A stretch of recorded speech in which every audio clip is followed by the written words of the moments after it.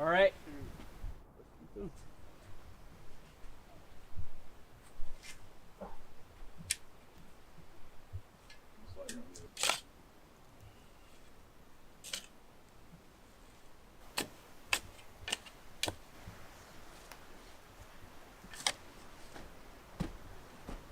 Open.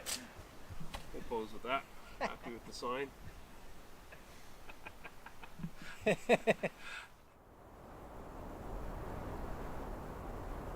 You know, from 2005 to now, basically, I've been trying to take part in studying the species that we fish for here. And it's been really enlightening to me. It's lots to talk to clients about and great intel for an angling guide to understand what these fish do and how they behave.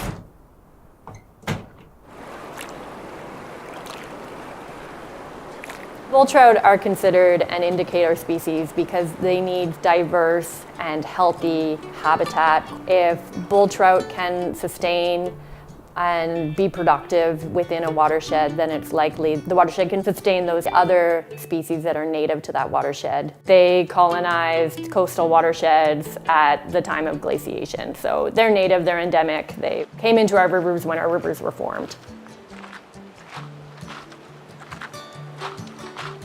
When you catch your first one, you're like, wow, this is cool. Immediately I thought, wow, this is like the northern pike of the West Coast. You know, and northern pike back in Ontario was my favorite sort of target species to go after because I knew they were, you know, an aggressive predator and they were more active at certain times of the year. And so I would spend, you know, a lot of my time like chasing a big predatory fish. And so the bull trout became my go-to species to chase around. I think the oldest bull trout on record is about 24 years old from what I've read in scientific articles. So they can get very, very old and very, very big, right? Depending on what their food sources are. They're a species that grows at a very slow rate. They don't spawn until they're 5 or 6 years old, 45 to 50 centimeters or roughly 18 inches. So when you catch that really big fish, it could be 12 or 15 years old, say the 10 pounders, right? Those fish in the sort of 60 to 70 centimeter range or 24 to 26 inches, they're old fish. They're grandpa. They've seen, you know, at least 2 to 3 generations of Chinook salmon. They've seen probably 10 generations of pink salmon. The Squamish watershed is unique and is really good for bull trout because it offers the type of habitat they need. There are several large tributaries that are glacial fed that come into the Squamish. It's well connected. The habitat is cold, it's complex, it provides all the things that bull trout need. The Squamish River gets 4 different species of salmon. Chinook salmon start arriving sort of May, June. Then you get the pinks and the odd year, which begin arriving, depending on how big the return is going to be. They'll start in July and continue through September. And then the coho begin to arrive mid-September, and they'll continue to arrive all the way in through December, different runs of coho. And then the final species is the chum salmon, which begins sort of beginning of October and carry through November, with the bulk of the spawning in November. The salmon life cycle is what gives bull trout their food. Whether it's the dying salmon giving enough nutrient loading for insects or enough eggs for food or fry for food, flesh for food off the salmon cycle. Then there's the sculpins, which is sort of the winter food source when there's not a whole lot of salmon bits and particles and those sort of food items out there for bull trout. Obviously there's smaller fish, rainbows. I mean, they're piscivorous fish. They're going to eat all fish parts, whether it's the flesh or eggs or fry. That's what they're going to grow on. And if there's a lot of fish around, and there's going to be a lot of food for the bulls, and they're going to get really big. Probably from the time of Captain Vancouver, we've been a logging community of harvesting the logs and moving them down the river and getting them out into the ocean. We certainly have a lot of evidence of that throughout the estuary of old steam donkeys and cable systems, and almost all the trails that you walk on, there's usually a logging history to that, being a skid road or something to move wood along. When I moved up here in the early 90s, and I went up to the Squamish forest road, all the way up. It was clear cut the entire way up. The Mamquam drainage was completely clear cut. You can see when you sit in Squamish and you look up at the Mamquam mountain, and the trees are very young compared to the rest of the landscape. And the Mamquam would blow out. Every time it rained, just too much water would come through and send everything down with it. I don't want to sound crass, but Squamish seemed like a community that was crying out at the time for a little bit of environmental awareness, being very heavily into the logging community.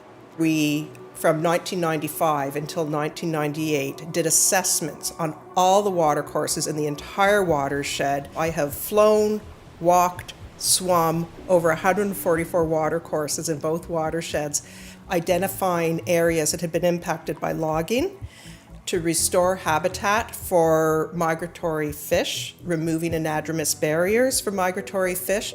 Also, a huge component of the project was working to provide a retraining and alternatives to logging to get into different sectors, including biology, fisheries management for out-of-work logging communities. So since 2013, we've been working very closely hiring InStream to help us with our fisheries monitoring program. We've done quite a few different studies on bull trout spanning the last decade or so. Our first was a radiotelemetry study. We've done some work just to get a handle on the number of bull trout in the watershed, some more complex statistical modeling to see how many fish are in the river. And then more recently, we're just wrapping up a study to understand exploitation rates of bull trout. The study was specifically for a recapture rate. That study went on for 2 years, so I tagged 150 bull trout. I would tag a bull trout with 2 tags, and then I'd release the fish, and anglers would then catch that fish, and on the tags would be a phone number. So they would clip the tags off, call the number, and read the 2 numbers off to the study managers, and the anglers rewarded for that in order to get buy-in from the anglers to report the catch. In the past, the Squamish area has had industry using it without a lot of regard for the repercussions of what they're doing. That's all changed now. And now we're at a point where the drainage itself is beginning to operate like it should. It's absorbing the rainfalls and it's not blasting out like it used to in the 90s.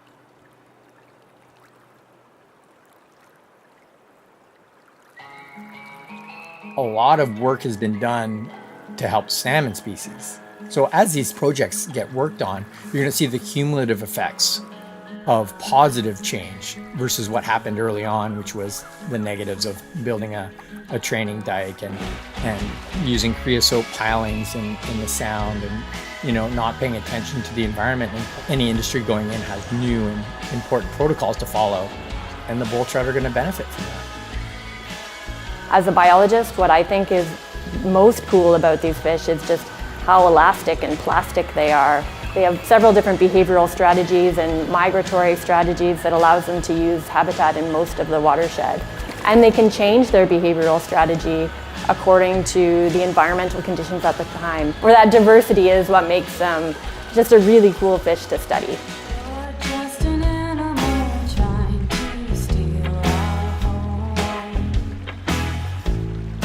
Can you help me? I'm just an animal trying to rest my bones.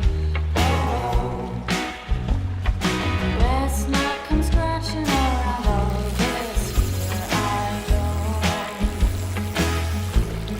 You mean to say the grass and the dirt and the oldest river sounds. Oh. It's all a game when you're born on the right side of the road.